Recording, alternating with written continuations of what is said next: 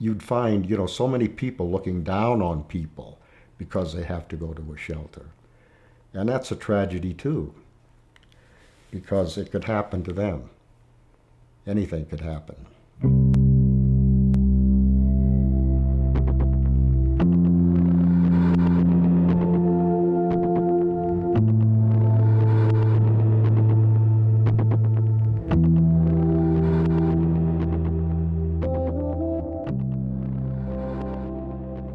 I lost my voice. I like to say, oh, he would only choke me. But that's abuse. I ended up getting mugged and left to bleed to death in a parking lot. I was thrown from a 4-story building hotel from my abuser and went into a coma and woke up and realized what happened. But I had nowhere to go. All my immediate family is deceased except for my children, and they are estranged. They live in other states. So I was pretty much all on my own, but I didn't realize I wasn't on my own. A friend told me there was a shelter in Durango, and she lives here in Colorado, and she brought me. And after that, I came to the safe house, and from then, everything changed. I realized family isn't the one that you have blood with. Family is people who want to care, who really have the heart to know that there's a need out there that they can fill. And that's what the Southwest Safe House did for me. They hooked me up with different places that I could get help. And they made the connections for me because I didn't know where to go or what to do or what my next step would be.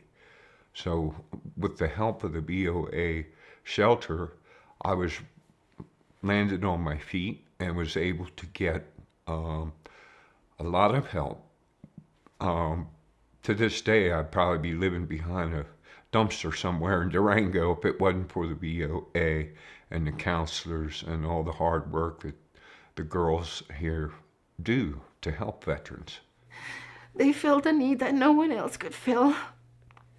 They provided a safe place and steps that I could take little by little to get on my feet. I'm so grateful. I think a lot of people don't see and don't know that when I go out into the public, they don't see me as a person that's struggling, They don't see even my kids, we go somewhere and then when I say, yes, I'm staying at a shelter, and then they're like, wow, really? And I'm like, yes. I said, I left my abuser and this is where I'm at now. When I walked into the safe house, it was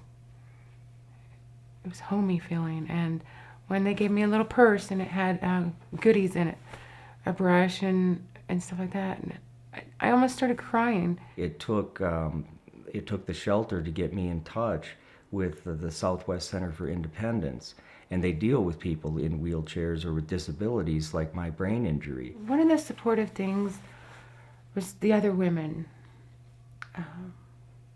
and the counselors and the time, just when I first got here, the time to breathe, and then the guidance, because I had no clue what to do, where to go. Had never been in this situation. I've had a stable environment here that has allowed me to get a lot of the medical attention that I've needed.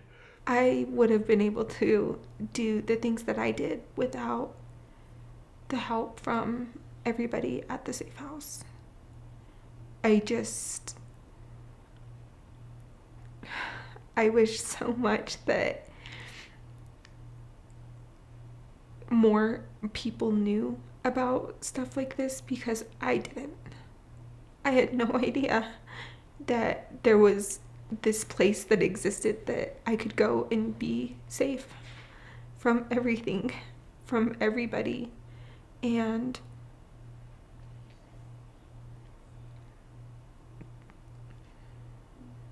that they wouldn't, expect things of me in return. I don't know how I could ever, tell them thank you for being there for me. They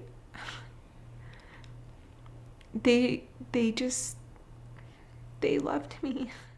They still love me, and I love them so much. They turned into, this family that I left. The house is magical. It is. It's very healing. It may be called the safe house, but I call it the safe house. It saved me. The staff is just incredible in that they all have that attitude. We have rules to follow, but we also have great possibilities. Nothing is a failure here. Any type of failure, even myself walking in feeling like a failure, they turn into an opportunity within 10 minutes that you talk to them in the office. Now I get up and I love life. I love life. And if I don't have the tools, I find somebody that does have them, and I borrow them. Living in my own place is awesome. I just, I feel like I'm getting ahead. I feel the depression has lifted off of me.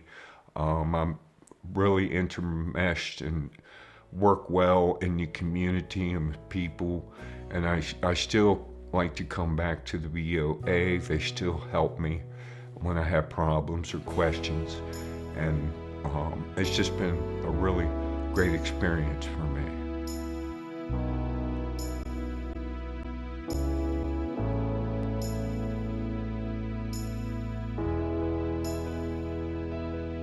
Since I've been here, I have been given hope. I don't know how I would have been able to accomplish staying sober,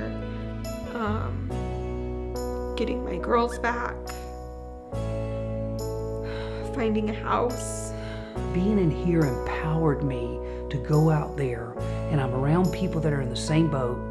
It empowered me to go do what I had to do, and I've done it, and I give myself a attaboy. They are a link to get you from a bad place to a good place.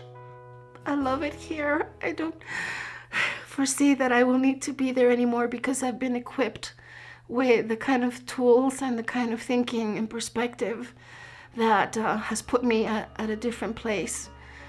But I don't want to forget that I was here. It needs to be here because it's such a great importance to the community at large and to the individual who comes here who is going through a hard time. Every woman that comes through here needs it. This is invested in people's lives and well-being. And I can just spend hours talking about the staff at the Southwest Safe House because they've been amazing. And these women work together like one. And they bring us together as well. And there is a forum for resolution. And everything we needed was provided. And so I am so grateful.